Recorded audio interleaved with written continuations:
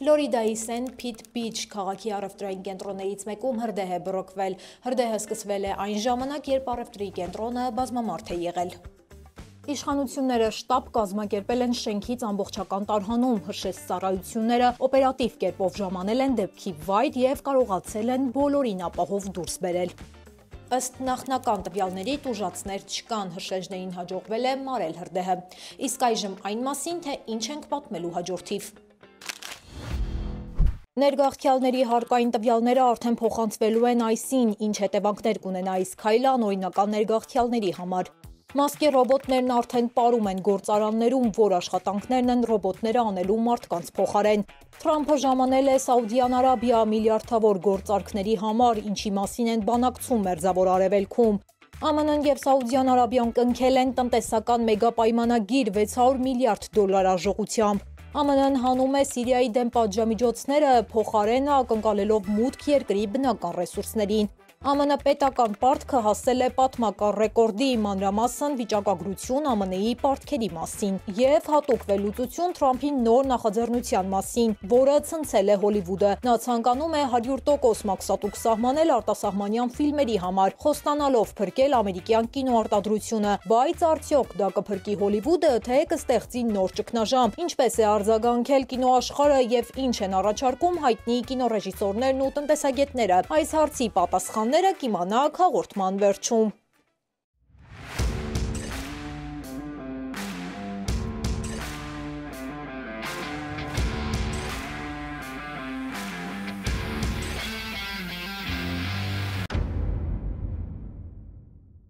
Բարև ձեզ, դուք դիտում եք Glendale Newsroom-ի հերթական թողարկումը, ես Լենա Կարապետյանն եմ, ու մեր թիմի հետ ձեզ եմ ներկայացնում Ամերիկայում կատարվող քաղաքական ու հասարակական կարևոր նորությունները։ Կոմենտներում գրեք, որտեղից եք հետևում մեզ։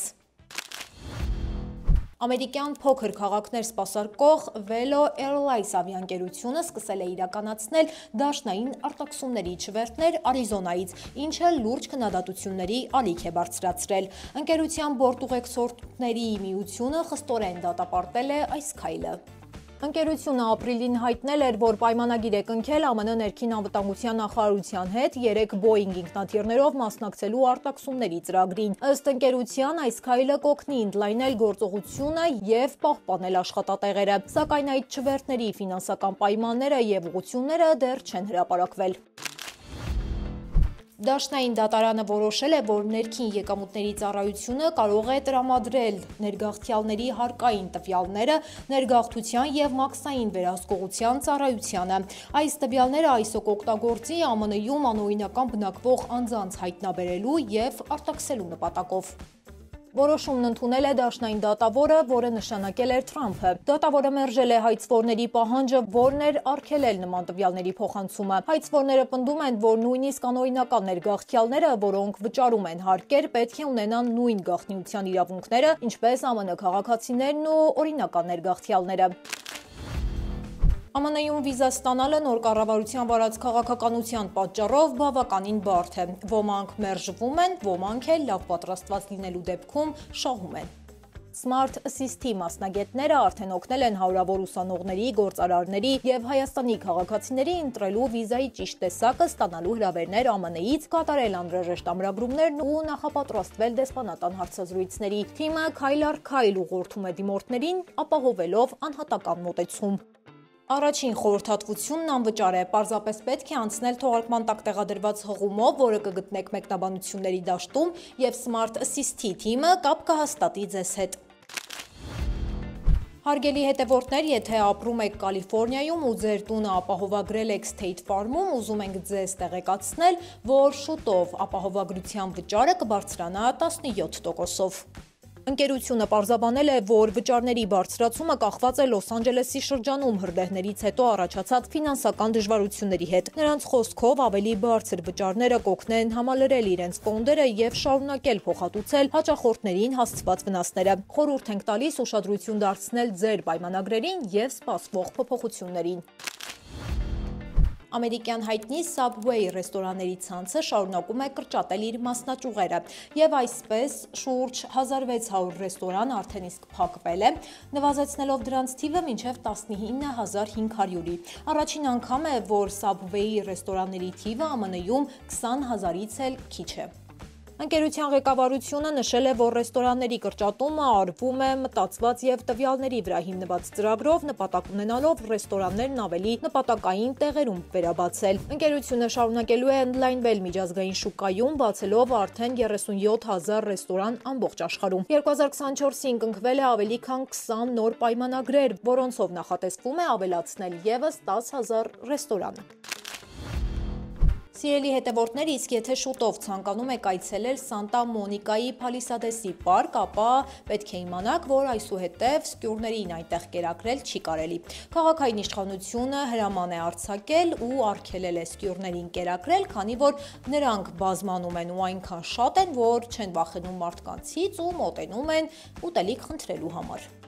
Սկյուրների քանակի ավելացումը վնասում է պարկի բնությանը։ Նրանց փորած բները քայքայում են լանդշաֆտը եւ արագացնում ժայռերի ճեղքումը։ Բացի այդ, այցելուների թողած աղբը աղտոտում է տարածքը։ Քաղաքապետարանը կոչ է անում պահպանել կանոնները եւ չխախտել էկոլոգիական հավասարակշռությունը։ Մասկը ցույց է տվել իր Optimus ռոբոտը, որը կարողանում է շարժվել ու անգամ պարել։ Եվ այսպես աշխատակիցները VR սարքավորումների միջոցով ռոբոտին ցույց են տվել տարբեր շարժումներ կամ գործողություններ, իսկ ռոբոտը վերլուծում եւ սովորում է դրանք կրկնել։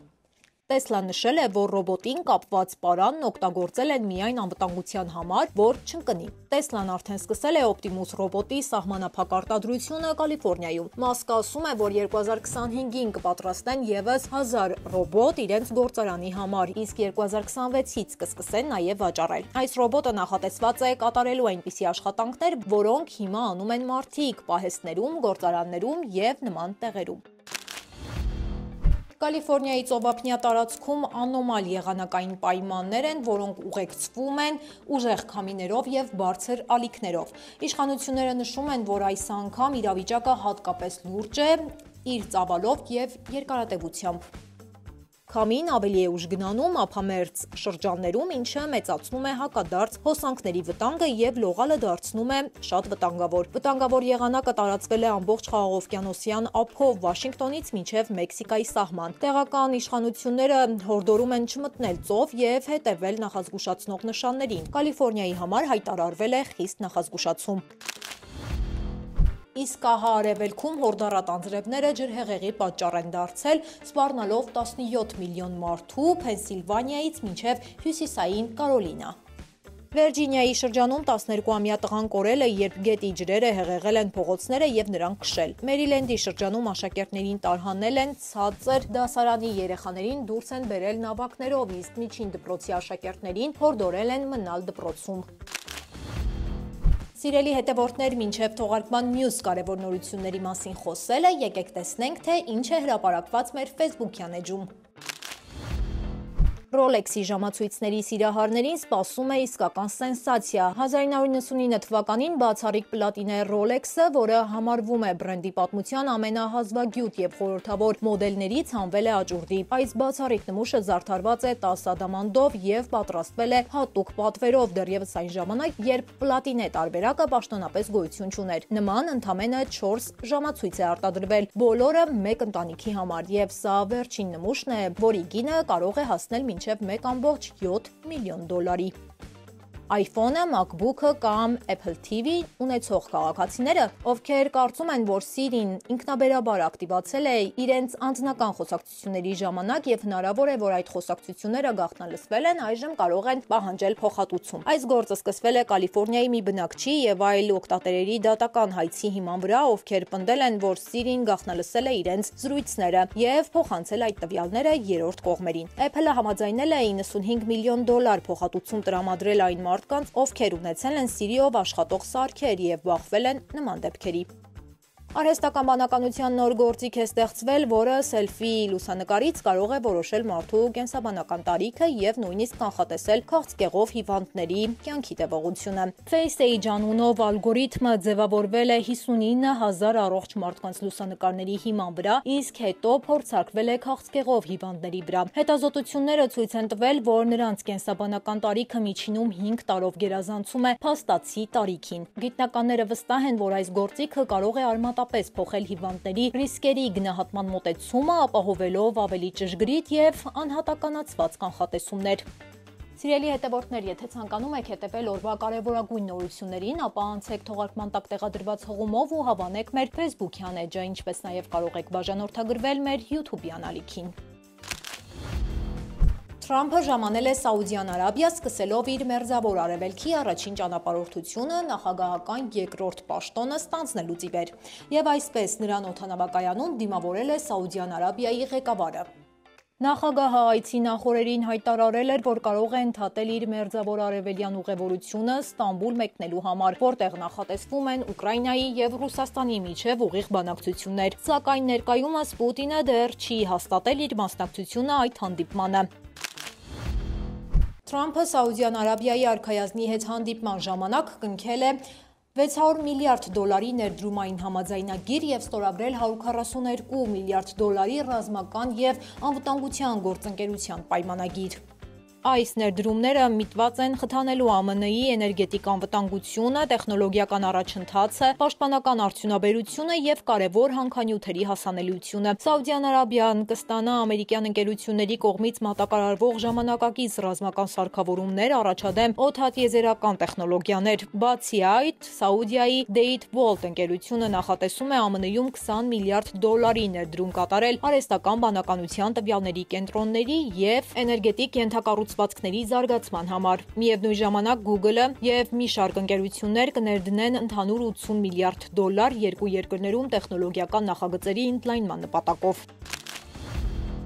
Սաուդյան Արաբիա կատարած այցի շրջանակներում Թրամփը նաև հայտարարել է, որ ԱՄՆ-ն կվերացնի Սիրիայի նկատմամբ պատժամիջոցները։ Նշեմ նաև, որ Թրամփի խոսքով այդ պատժամիջոցները ծանր էին, բայց իրենց նպատակին հասել է ու այժմ նրանք հնարավորություն են տալիս Սիրիային ապրելու։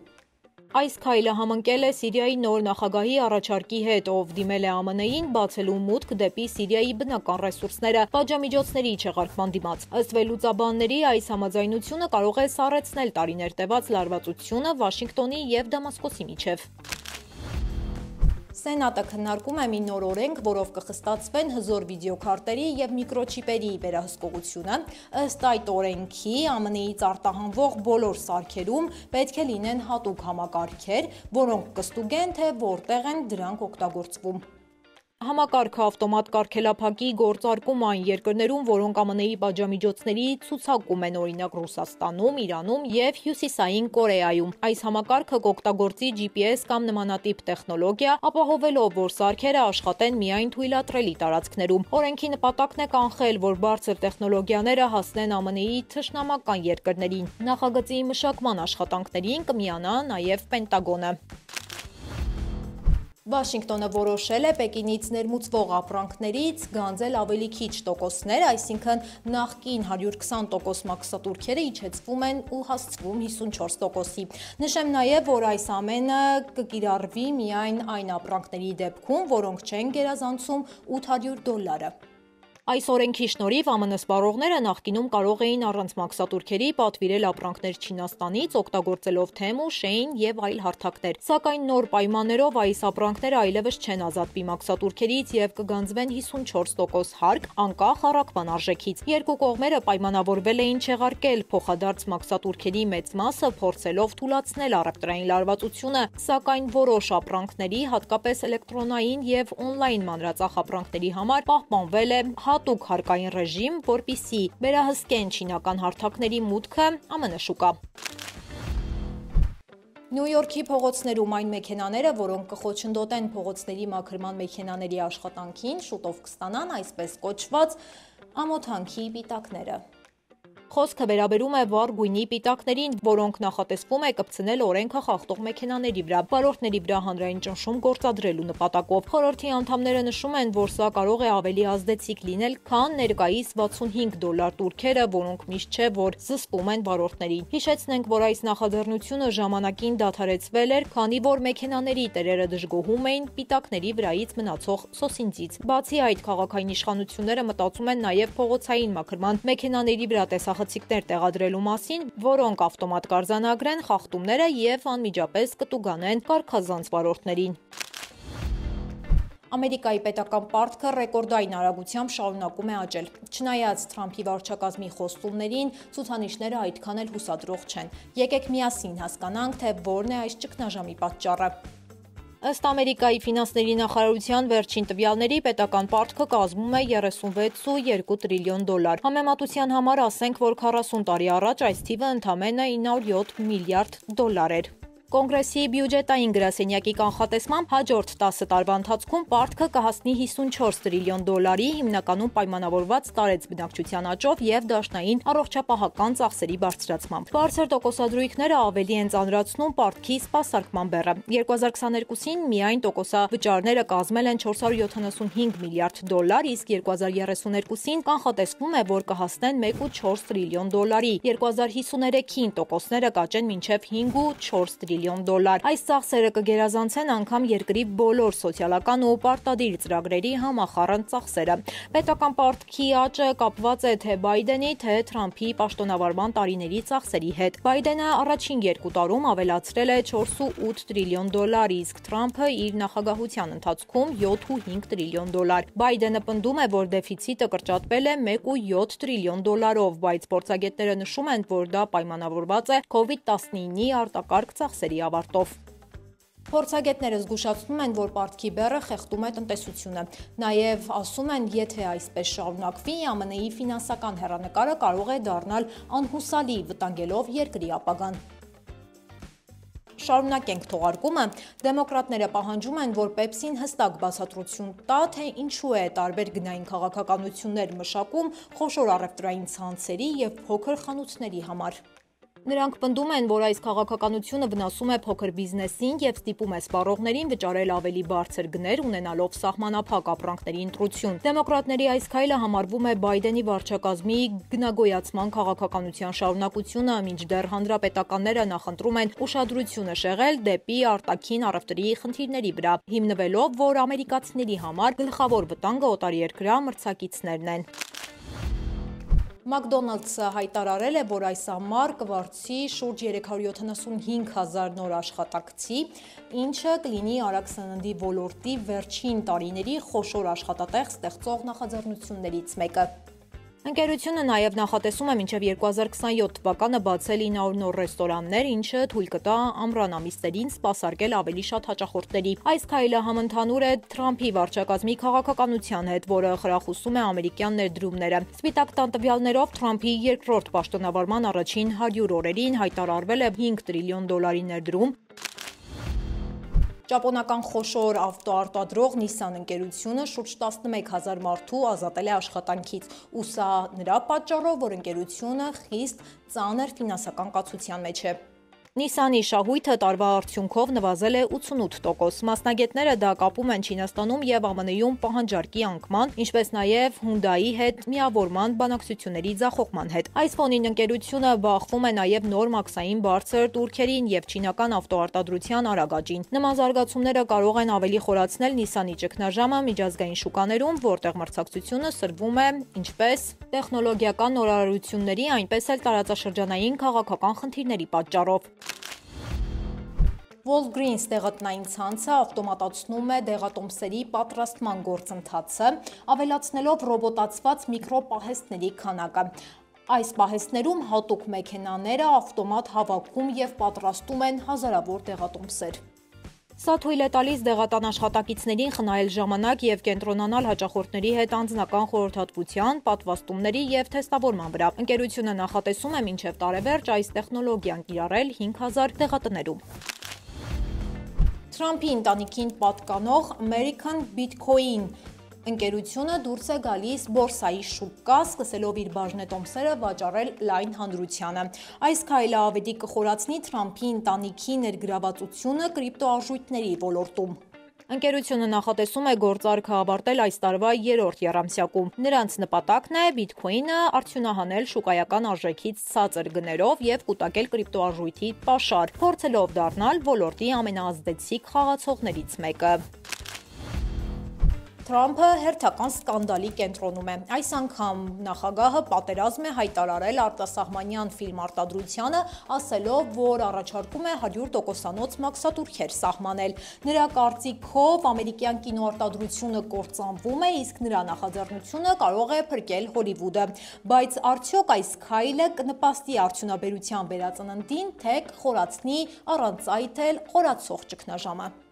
Թրամփի հայտարարությունը լայն արձագանք է գտել կինոարդյունաբերության և քաղաքական շրջանակներում։ ԱՄՆ-ի կինոմատոգրաֆիայի ասոցիացիան հրաժարվել է մեկնաբանել, սակայն մասնագետները զգուշացնում են, որ մաքսատուրքերը կվնասեն շուկային։ Հայտնի ռեժիսոր Դյուվերնեյը նշել է, որ խնդիրը մաքսատուրքերը չեն, այլ այն, որ ԱՄՆ-ում բավարար հարկային արտոնություններ չկան, ինչը ստիպում է արտադրողներին տեղափոխվել այլ երկրներ։ Անջելինա Ջոլիի հայրը Ջոն Վոյթը առաջարկում է ներդնել դաշնային 10-20% հարկային արտոնություն, միաժամանակ սահմանելով 120% մաքսատուրք այն ընկերությունների համար, որոնք օգտվում են արտասահմանյան հարկային արտոնություններից։